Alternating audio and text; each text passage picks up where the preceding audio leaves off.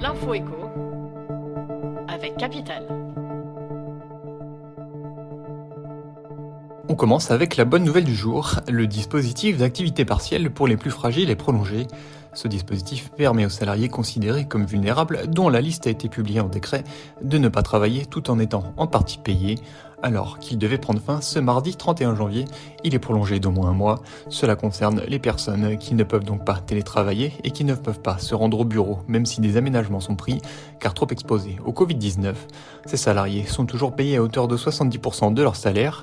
Selon le ministère de la Santé, ce dispositif ne concernerait que quelques centaines de salariés dans le pays, mais ils doivent pouvoir se voir proposer des solutions pérennes si leurs difficultés perdurent. On poursuit avec la question du jour. Le malus de 10% sur la complémentaire va-t-il être maintenu malgré le report de l'âge légal de départ à la retraite? Ce coefficient de minoration de 10% de la retraite complémentaire Agirc-Arrco a été mis en place depuis 2 ans et a concerné près de 55% des nouveaux retraités en 2020. Pour cela, il faut travailler un an de plus que l'âge du taux plein. Mais que va-t-il en être avec la réforme des retraites si elle est adoptée et que l'âge de départ est porté à 64 ans? Les partenaires sociaux doivent trancher en avril prochain, mais 3 scénarios sont sur la table. Ils sont à découvrir sur capital.fr.